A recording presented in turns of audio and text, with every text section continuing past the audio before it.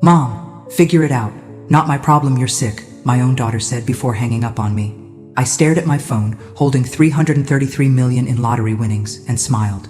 Ashley had just failed the most important test of her life, and she didn't even know it. If you're watching this, subscribe and let me know where you're watching from. You're probably wondering how a 67-year-old grandmother from Ohio ended up with a fortune this size, testing her own children like some kind of twisted fairy tale. Well, let me take you back to where this all started. 3 weeks ago on a Tuesday morning that changed everything. I'm Sandra Williams, and I've been buying the same lottery numbers for 15 years, my late husband's birthday, our anniversary, and the day my grandson Jake was born. Call it sentiment, call it stupidity, but those numbers meant something to me. Frank, my neighbor, always joked that I was throwing away good coffee money. Sandra, the odds of winning are worse than getting struck by lightning while being eaten by a shark, he'd say every week as I walked to Miller's Corner store. That Tuesday started like any other. I was having my morning coffee, watching the news, when they announced the Mega Millions numbers. I wasn't really paying attention until I heard the first number. 14, then 23, then 31. My hands started shaking as I grabbed my ticket from where it was magneted to the refrigerator. All 6 numbers matched perfectly. $333 million. After taxes, still over 200 million. More money than I could spend in 10 lifetimes. My first instinct was to call Derek, my son, then Ashley, my daughter, then little Jake. Well, not so little anymore at 20. I wanted to share this miracle with the people I loved most, but something held me back. Maybe it was the memory of last Christmas, when Ashley made that comment about finally getting some decent inheritance when the old lady kicks the bucket. Maybe it was Derek's constant hints about me downsizing because the house is too big for just one person. Or maybe it was pure intuition, but I decided to wait. For 3 weeks I kept the secret. I met with lawyers, financial advisors, set up trusts. I planned carefully, and then I decided to conduct a little experiment. If my children truly loved me, they'd help me when I needed it most, right? Even if they thought I had nothing to give in return. The test was simple. I would call each of my children, tell them I needed help with money for my heart medication, and see what happened. The medication story wasn't entirely false. I do take heart pills, and they are expensive. But with my new fortune, money was no longer an issue. Love, however, was about to become one. But that phone call with Ashley wasn't even the worst part of my test. Derek's response was somehow even more crushing than his sister's. When I called him with the same story about needing help with medication costs, he didn't even let me finish explaining. "Mom, I can't keep enabling this behavior," he said, using that condescending tone he'd perfected since becoming a bank manager. "You need to learn to live within your means." Enabling this behavior? I almost laughed. The woman who'd raised him and his sister alone after their father died, who'd worked double shifts at the diner to pay for their college educations, was being lectured about money management by a man whose student loans I'd quietly paid off 5 years ago. "Derek, I'm not asking for much. Just enough to cover my medication until my Social Security check arrives." I kept my voice steady, though inside I was already grieving for the son I thought I knew. "Look, Mom, this is exactly what Ashley and I were talking about. You're getting older, and maybe it's time to consider some changes. Have you looked into those senior communities we mentioned? They handle all your medications, meals, everything." Ashley and I were talking about, so my children had been discussing my future behind my back. How thoughtful of them. "Let me think about it," I said, though I'd already heard enough. But Derek wasn't finished delivering his lesson. "And Mom, I'm going to have to block your number for a while.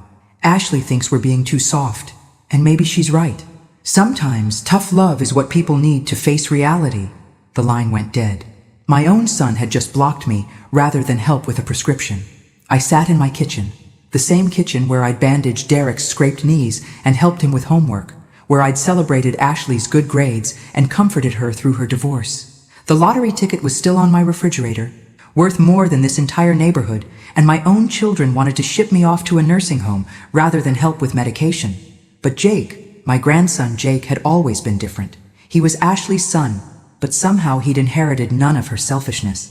He was the one who called just to check on me, who remembered my birthday without Facebook reminders, who still hugged me tight when he visited. Surely he would pass this test. I dialed his number with trembling fingers. He answered on the second ring, and I could hear road noise in the background. "Grandma Sandra, what's up?"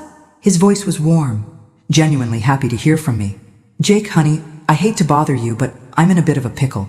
I explained the same story about needing help with medication costs. There was a pause, and my heart started to sink. Then he said the words that changed everything. How much do you need? I've got about 500 in savings, and I can drive down this weekend. Are you okay? Do you need me to take you to the doctor? $500. It was probably every penny he had saved from his part-time job at the campus bookstore. He was offering me his entire emergency fund without hesitation, and he wanted to drive 400 miles just to check on me. Oh, sweetie, I couldn't take your money, I said, tears streaming down my face. Grandma, you've never asked me for anything, ever. If you need help, I'm coming. No arguments. After I hung up, I knew what I had to do. Jake had passed the test with flying colors. But his mother and uncle? They were about to learn a very expensive lesson about family loyalty. That weekend, I bought Jake a new car. You should have seen the look on Ashley's face when she pulled into my driveway Sunday afternoon and saw the brand new silver Honda Civic parked next to my old Toyota. Jake was washing it in the driveway, grinning from ear to ear. Whose car is that? Ashley asked, getting out of her Mercedes that I knew for a fact she was behind on payments. Mine! Jake called out, dropping the sponge to come give me a hug. Mom, Grandma bought it for me. Can you believe it? I watched Ashley's face cycle through confusion, suspicion, and finally anger. Her perfectly styled blonde hair didn't move in the wind. Hairspray will do that. Mom, can we talk? Ashley's voice was tight. Inside, now. Derek pulled up just as we were heading in, and I could see him taking in the scene. His face went through the same emotional journey as his sister's. We gathered in my living room, the same room where Derek and Ashley had played with their toys 30 years ago. Ashley perched on the edge of my sofa, like she was afraid it might contaminate her designer dress. Where did you get the money for a car? Derek demanded, having let himself in without knocking. Last week you were calling us begging for help with prescriptions. Was I begging? I tilted my head, genuinely curious about his word choice. I thought I was asking my children for assistance. Silly me. Don't play games, Mom, Ashley snapped. How much did that car cost? 20,000? 25? Where did that money come from? I settled into my favorite armchair, the one their father had bought me for our 20th anniversary. Well, I decided not to buy my heart medication this month. Apparently cars for loving grandsons are more important than keeping this old ticker beating. Ashley gasped. Mom, that's crazy. You can't stop taking your medication. Oh, now you're concerned about my health? How thoughtful. I kept my voice sweet, but I could see Derek catching on to my sarcasm. This is insane, Derek muttered, running his hands through his thinning hair. Jake, get in here! My grandson appeared in the doorway, still beaming. At 20, he had his mother's dark eyes, but thankfully not her selfish heart. Jake, you can't accept this car, Derek said firmly. Your grandmother clearly isn't thinking straight. She stopped taking her medication to buy you a car. That's not love. That's mental illness. Uncle Derek, what are you talking about? Jake looked genuinely confused. Grandma's fine. We had a great talk yesterday about college, my job, everything. She's sharper than all of us. Son, your grandmother called us last week begging for money, Ashley chimed in. Now suddenly she has $25,000 for a car? Something doesn't add up. Jake's expression shifted, and I could see him putting the pieces together. This boy was smart. Scholarship to Ohio State. Studying business. He looked at his mother, then at his uncle, and I saw understanding dawn in his eyes. You called them asking for help? He asked me quietly. I did. I told them I needed assistance with my medication costs. And what did they say? Derek and Ashley suddenly found the carpet very interesting. The silence stretched until Jake filled it. They said no, didn't they? My own mother and uncle refused to help you with medicine. You need to stay alive. Now, Jake, it's not that simple, Derek started. But Jake held up his hand. But when I offered to help, you bought me a car instead. Jake's voice was soft with wonder. This whole thing was a test, wasn't it, Grandma? Smart boy. But his mother and uncle were about to get much smarter, too. A test? Ashley's voice rose to that pitch dogs probably found painful. Are you seriously telling me this was all some elaborate scheme? I looked at this woman I'd given birth to, with her perfectly styled hair and her designer handbag that cost more than most people's monthly rent. Scheme is such an ugly word, Ashley. I prefer to think of it as a character assessment. Derek started pacing, which he'd done since he was a little boy whenever he was upset. This is manipulation. Mom, Pure and simple manipulation. Is it manipulation when someone shows you their true colors? I asked, keeping my voice calm. I made a simple request for help. Jake immediately offered everything he had and wanted to drive 400 miles to check on me. You, Derek, lectured me about enabling behavior and blocked my number. Ashley told me it wasn't her problem. Those were your choices, not mine. We had valid concerns, Derek protested. You've been struggling financially, making poor decisions? Have I? I stood up and walked to my desk, pulling out a folder I'd prepared for this moment. Let's talk about poor financial decisions. Derek, remember when you bought that motorcycle 2 years ago? The one you couldn't afford? Who quietly paid off your credit card debt so you could get financing? Derek's face went pale. Ashley turned to stare at her brother. And Ashley, that spa retreat you took after your divorce? When you were getting back on your feet? Who do you think covered your rent for 3 months while you found yourself? How did you... Ashley started, then stopped. I know about all of it. Every emergency loan you never paid back. Every favor you forgot to acknowledge. Every time you took my help for granted while planning what you'd inherit when I'm gone. I sat back down, amazed at how calm I felt. Did you really think I was going to spend my remaining years being treated like a convenient ATM by my own children? Jake was staring at his mother and uncle like he'd never seen them before. You guys have been taking money from Grandma while complaining about your finances to me? While telling me you couldn't help with my textbooks because money was tight? That's different, Ashley said weakly. How is it different? We're adults with responsibilities. You're a college student. Jake shook his head in disgust. No, Mom. I'm a college student with a part-time job and a grandmother who taught me the value of working for what you want. Unlike some people. Ashley was crying now, but I suspected they were tears of frustration, not remorse. Mom, I apologize if we seemed ungrateful, but you have to understand our position. I'm a single mother. Derek has his own expenses. You have champagne taste on a beer budget, I said simply. And you've both been supplementing your income with my generosity for years while treating me like a burden. So what now? Derek asked, his voice bitter. You're cutting us off? Choosing Jake over your own children? I'm choosing kindness over entitlement. Jake has never asked me for anything. Yet when I needed help, he offered everything.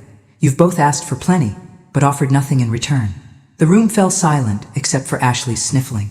Finally, Jake spoke up. Grandma, can I ask you something? His voice was careful, like he was handling something fragile.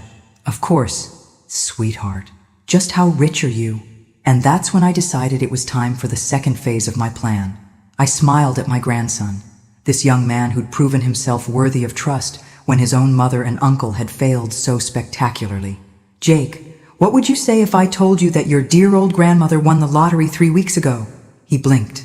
I'd say that explains the car. Derek snorted. Mom, be serious. How much could you have won? A few thousand? Maybe 10,000? Try again. Ashley stopped crying, suddenly very interested in our conversation. What do you mean, try again? I walked back to my refrigerator and returned with the lottery ticket. The one that had been hanging there for 3 weeks like a perfectly ordinary piece of paper. I handed it to Jake. Read the numbers, sweetheart. Jake looked at the ticket, then at me, then back at the ticket.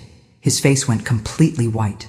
Grandma, this is the winning numbers for the Mega Millions jackpot from 3 weeks ago. I finished gently. $333 million. Derek lunged for the ticket, but Jake pulled it back. Uncle Derek, don't. Let me see that, Ashley demanded, but I held up my hand. The ticket is just a souvenir now.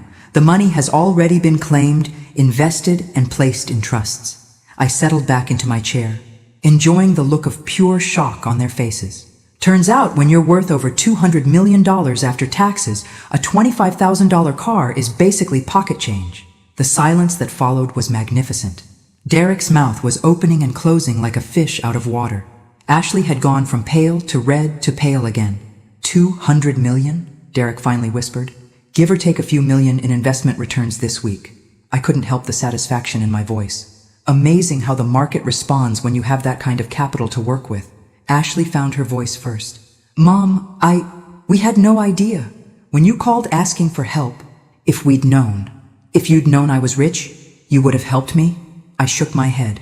Ashley, do you hear yourself? You would have helped your mother if you knew there was something in it for you? That's not what I meant, she backtracked quickly. Isn't it? I turned to Derek. Son, let me ask you something. If I were still living on my small social security check and needed help with medication, would you help me? Derek's pause told me everything I needed to know. I see. I stood up, suddenly feeling very tired. Well, I think this conversation has been illuminating for everyone. Mom, wait, Ashley said desperately. We need to talk about this. We need to figure out how to move forward as a family. We? I raised an eyebrow. Ashley, 20 minutes ago, you hung up on me when I needed help. Derek blocked my number. Now you want to talk about family? Jake was still staring at the lottery ticket like it might disappear. Grandma, I can't accept this car. Not if... this is too much. And that right there was why this young man was about to become my only heir. But Derek and Ashley were about to find out just how expensive their greed had become.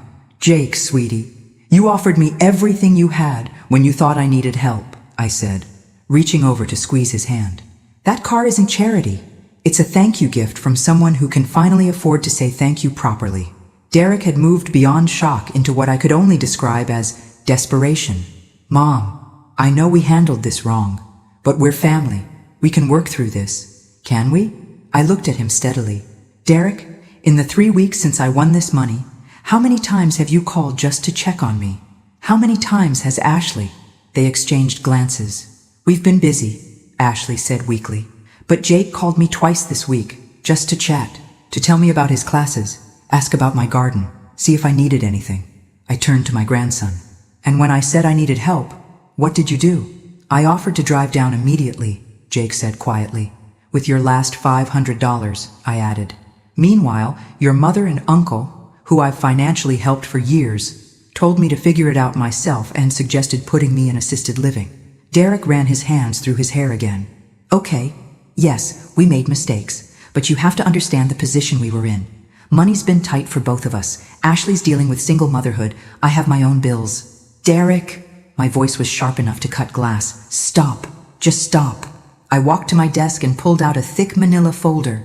Do you want to know what I did during these 3 weeks while I was planning my little test? I hired a private investigator. Ashley went dead white. Derek took a step backward. I wanted to know exactly how my children were spending money while claiming to be struggling. I opened the folder. Derek, your motorcycle payment is $600 a month. Ashley, your spa visits average $400 monthly. Between the two of you, you spent $2,000 at restaurants last month alone. You had us investigated? Derek's voice cracked. I had my financial situation investigated. You see, when you're worth this kind of money, you want to make sure your assets are protected from people who might take advantage of your generosity. I smiled sweetly. The investigator's report was quite thorough. Jake was looking back and forth between his mother and uncle, like he was watching a tennis match. What did the investigator find? Well, your mother and uncle have been living well beyond their means for years. The designer clothes, the expensive hobbies, the luxury purchases, all funded by credit cards and occasional bailouts from dear old mom. I pulled out a spreadsheet. Over the past 5 years, I've given or loaned your mother and uncle $63,000 combined. Not one penny has been repaid. We would have paid you back, Ashley protested. With what money? You're both barely making your minimum payments as it is. I closed the folder. But here's the interesting part. The investigator also looked into something else for me. Derek was gripping the back of the sofa so tightly his knuckles were white. What else? Your discussions about my estate. Apparently, you've both been quite vocal at family gatherings about how much this house might be worth, how my life insurance policy would help with your financial situations, and how it would be such a relief when I finally, what was Ashley's phrase, stopped being a burden and made you both rich. The silence that followed was so complete, I could hear the old grandfather clock ticking in the hallway. Jake stood up slowly. You said that about Grandma? Mom? How could you? But I wasn't done yet. The real revelation was just beginning. The investigator also discovered that Derek has been telling people I'm developing dementia, I continued, watching my son's face crumble. Apparently, you've been setting the groundwork to challenge my mental competency should I ever change my will. Jake whirled around to face his uncle. Uncle Derek, please tell me that's not true. Derek's silence was answer enough.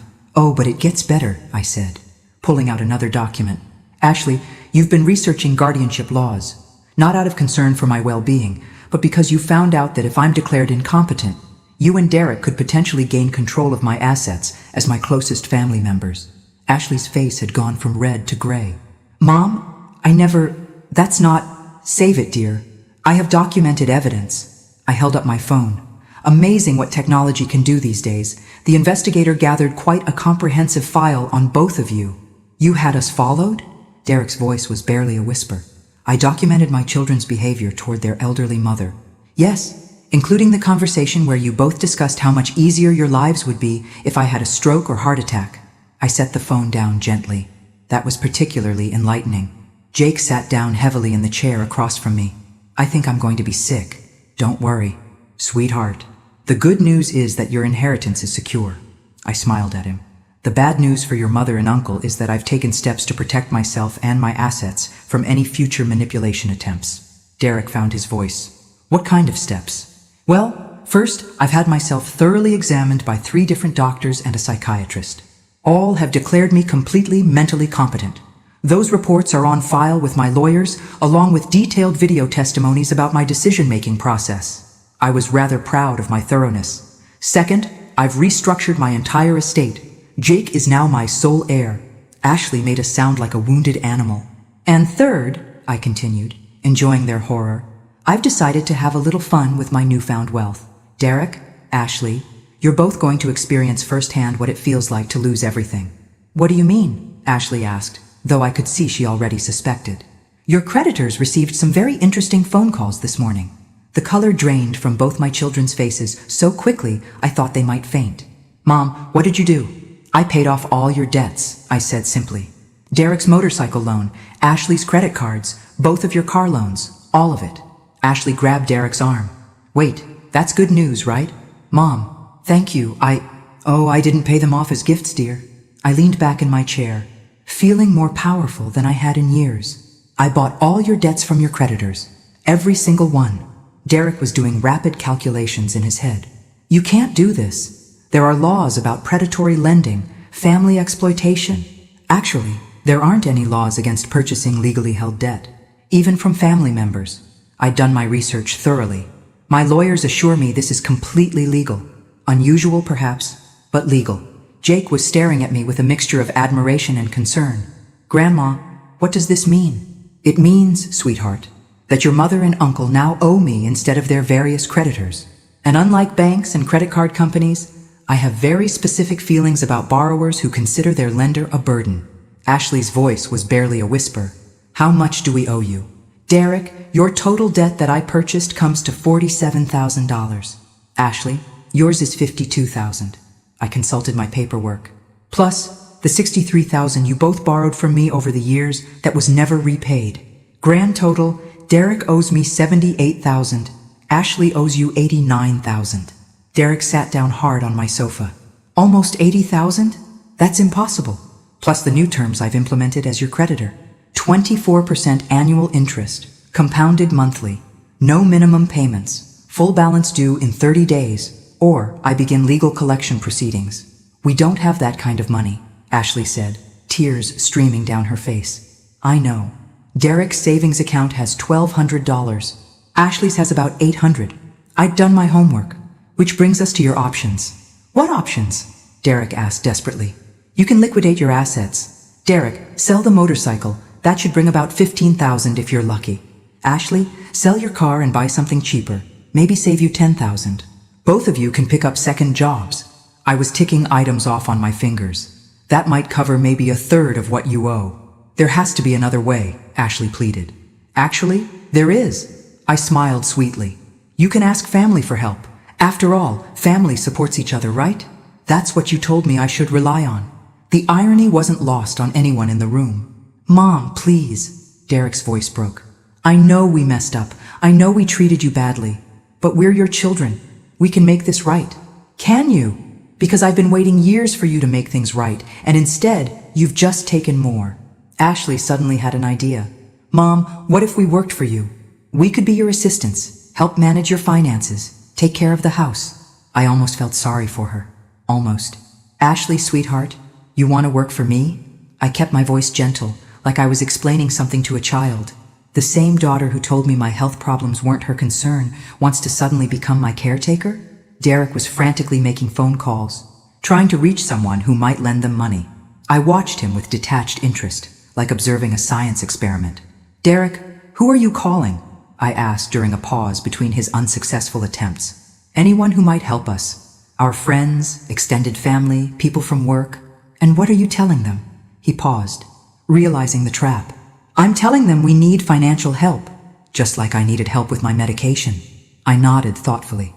I wonder how many of them will tell you to figure it out yourselves.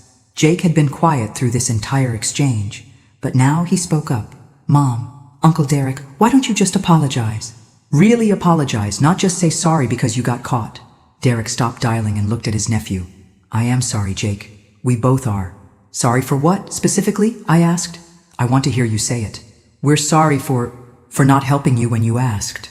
Derek's words came out slowly, like he was pulling teeth. And for taking your money without paying it back over the years. And? Ashley jumped in. And for saying mean things about you behind your back. Getting warmer. What else? Derek's shoulders sagged. For planning to have you declared incompetent so we could control your money. And for discussing how much easier our lives would be if you died. The words came out in a rush, like he was ripping off a bandage. I nodded approvingly. Very good. Now, was that so hard? Does this mean you'll help us? Ashley asked hopefully. Help you what? Pay debts you legitimately owe? Why would I do that? I tilted my head. Ashley, when I needed help with my medication, what did you tell me? Her face crumpled. I told you to figure it out. Exactly. So now I'm telling you both the same thing. Figure it out. Derek's phone rang, and he answered it desperately. Hello? Yes, this is Derek Williams. A pause. No, we're not asking for money for drugs or gambling. We need help with legitimate debts. Another pause. Longer this time. What do you mean? What have I done to deserve help? I'm family. I could hear the voice on the other end getting louder. Derek held the phone away from his ear. They hung up, he said in disbelief. How strange, I commented. Family refusing to help family in need. Who would do such a thing? But I wasn't finished with my lesson yet. The best part was still coming. Derek, Ashley, I have a confession to make. I stood up and walked to my kitchen, returning with a bottle of champagne that had been chilling in my refrigerator. I've been planning this moment for 3 weeks, and I think it calls for a celebration. Jake watched me pop the cork with practiced ease. Grandma, what are you celebrating? The fact that your mother and uncle are about to learn the most expensive lesson of their lives. I poured myself a glass and raised it in a toast. To family loyalty. May it be treasured by those wise enough to value it. Mom, what are you talking about? Ashley asked. Sit down, both of you. I want to tell you about the rest of my plans. I settled back into my chair with my champagne. You see, buying your debts was just the beginning. Derek gripped Ashley's hand. What do you mean, the beginning? Well, Derek, remember your friend Mike from the bank? The one you've been telling about my supposed dementia? I sipped my champagne slowly. Turns out Mike did some research into my finances when he heard you might need help with guardianship proceedings. Derek went very still. What kind of research? The kind that involves public records, lottery winner databases, and financial filings. Mike discovered something very interesting. I paused for effect. He found out about my lottery win. No, Ashley whispered. Oh yes. And Mike, being the upstanding citizen he is, contacted several people at the bank to share this fascinating information. I was thoroughly enjoying their horror. By now, everyone in your professional circles knows that Derek and Ashley Williams' mother won $300 million, and they were trying to have her declared incompetent to steal it. Derek's face had gone completely white. They don't know the whole story, don't they? Because the story they heard is that a loving mother helped her children financially for years, won the lottery, and instead of being grateful, they plotted to have her committed so they could steal her money. I took another sip. How do you think that's playing at your workplaces? Ashley was crying again. Mom, Derek's job, my reputation. Everyone will think exactly what they should think, I interrupted. That you're both greedy, ungrateful people who tried to take advantage of your elderly mother. Jake was staring at me with something approaching awe. Grandma, you orchestrated all of this, didn't you? Orchestrated is such a dramatic word. I simply allowed your mother and uncle to show their true colors, then made sure the appropriate people knew about it. I smiled at my grandson. Jake, would you like to know what you're inheriting? His eyes widened. All of it? Every penny. But more importantly, you're inheriting something your mother and uncle will never have again.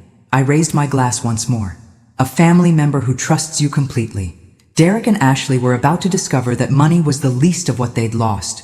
The trust documents were signed this morning, I continued, savoring every word. Jake receives everything when I pass away, but there's more. I've also established a college fund that will pay for his education through graduate school, and a living allowance that ensures he'll never have to worry about money while he's studying. Jake was speechless, but Derek found his voice. Mom, you can't just cut us out completely. We're your children. You were my children, I corrected gently. Now you're just people who happen to share my DNA and my last name. Being family requires more than biology, Derek. It requires love, respect, and basic human decency. Ashley was hyperventilating. What about our futures? We have nothing now. You have exactly what you gave me when I needed help, I said simply. Nothing. I walked to my desk and pulled out one final document. However, I'm not completely heartless. I've made arrangements for both of you. Derek's head snapped up. What kind of arrangements? I've arranged for you to have jobs. I handed him the paper. Derek, there's a dishwashing position available at Miller's Diner, where I used to work double shifts to pay for your college. Minimum wage, but honest work. Derek stared at the job application like it was written in a foreign language. And Ashley, I've spoken to the manager at the local grocery store. They need someone for the overnight stocking shift. Again, minimum wage, but it's employment. You want us to work minimum wage jobs? Ashley's voice was shrill. I want you to understand what it feels like to work for every dollar while people you love treat you like you're worthless. I sat back down, feeling lighter than I had in years. Consider it character building. Jake finally found his voice. Grandma, I don't know what to say. Say you'll use this money wisely. Say you'll remember that wealth doesn't make you better than other people. It just gives you more responsibility to be kind. I reached over and squeezed his hand. Say you'll never take family for granted the way your mother and uncle did. I promise, he whispered, tears in his eyes. Derek made one last desperate attempt. Mom, please. We'll do anything. We'll pay you back every penny. We'll apologize publicly. Derek, stop. I held up my hand. You'll do those things because you got caught, not because you're sorry. There's a difference. I stood up and walked to the window, looking out at the garden I'd tended for 30 years. You know what's funny? If you had just helped me when I asked, if you had shown even basic kindness to someone who gave you life, none of this would have happened. I would have shared my fortune gladly. We can start over, Ashley pleaded. We can be the family you want us to be. I turned around and looked at these two people I had raised, who had shared my holidays, who had taken my money and my love for granted for so many years. No, I said simply, you can't. Because I finally learned something important. You can't buy love, but you can definitely put a price on greed.